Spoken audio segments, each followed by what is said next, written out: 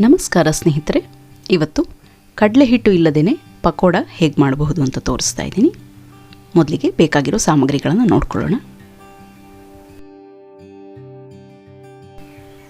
2 ದೊಡ್ಡ ಆಲೂಗಡ್ಡೆ pressure cook ಮಾಡಿ ಪೀಲ್ ಮಾಡಿ ಮ್ಯಾಶ್ ಮಾಡ್ಕೊಂಡಿದ್ದೀನಿ. 2 ದೊಡ್ಡ ಈರುಳ್ಳಿ ಹೆಚ್ಚಿಟ್ಕೊಂಡಿರೋದು, 1 ಕಪ್ನಷ್ಟು ತೆಳ್ಳಗಿನ ಅವಲಕ್ಕಿ, 1/4 ಕಪ್ನಷ್ಟು ಅಕ್ಕಿ ಹಿಟ್ಟು, 1/4 ಕಪ್ನಷ್ಟು ಹೆಚ್ಚಿಟ್ಕೊಂಡಿರೋ ಕೊತ್ತಂಬರಿ ಸೊಪ್ಪು, 2 ಹಸಿಮೆಣಸಿನಕಾಯಿ ಸಣ್ಣಕ್ಕೆ ಹೆಚ್ಚಿಟ್ಕೊಂಡಿರೋದು, 1/4 ಟೀ ಸ್ಪೂನ್ನಷ್ಟು ಅರಿಶಿನ ಪುಡಿ, ಅರ್ಧ ಟೀ ಸ್ಪೂನ್ನಷ್ಟು ಜೀರಿಗೆ, ರುಚಿಗೆ ತಕ್ಕಷ್ಟು ಉಪ್ಪು, ಅರ್ಧ ಟೀ ಸ್ಪೂನ್ನಷ್ಟು ಮೆಣಸಿನ ಪುಡಿ ಮತ್ತು ಗರಂ ಮಸಾಲ ಅರ್ಧ ಟೀ ಸ್ಪೂನ್ನಷ್ಟು.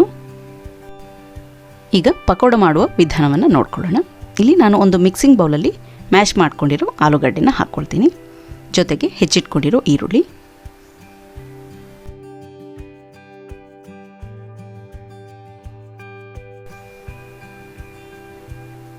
ಹೆಚ್ಚಿಟ್ಕೊಂಡಿರೋ ಹಸಿಮೆಣಸಿನಕಾಯಿ, ಹೆಚ್ಚಿಟ್ಕೊಂಡಿರೋ ಕೊತ್ತಂಬರಿ ಸೊಪ್ಪು,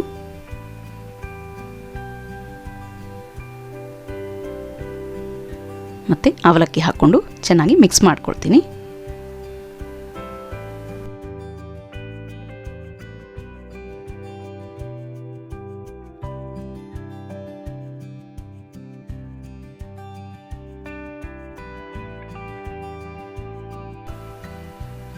ನೆಕ್ಸ್ಟು ಇದಕ್ಕೆ ನಾನು ಅಕ್ಕಿ ಹಿಟ್ಟನ್ನು ಸೇರಿಸ್ಕೊಳ್ತೀನಿ.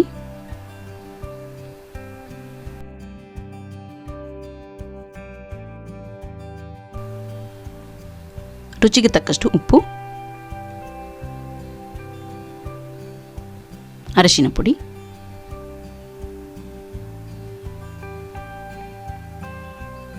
ಮೆಣಸಿನ ಪುಡಿ,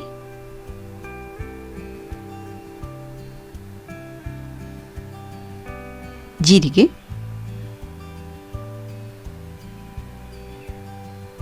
ಮತ್ತು ಗರಂ ಮಸಾಲ ಹಾಕ್ಕೊಳ್ತೀನಿ.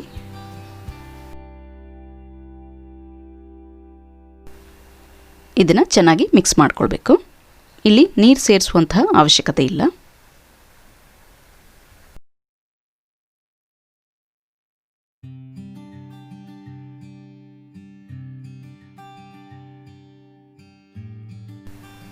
ನೋಡಿ, ಹಿಟ್ಟು ಈ ರೀತಿ ಅಂಟಂಟಾಗಿರಬೇಕು.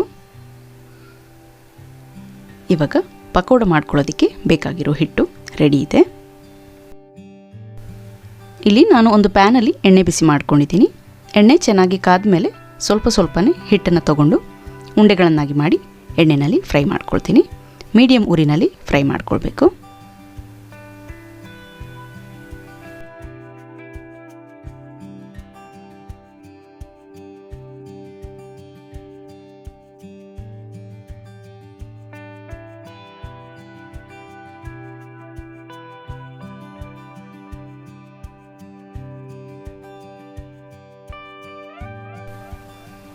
ಗೋಲ್ಡನ್ ಬ್ರೌನ್ ಆಗೋ ತನಕ, ಗರಿ ಗರಿ ಆಗೋ ತನಕ ಫ್ರೈ ಮಾಡ್ಕೊಳ್ಬೇಕು.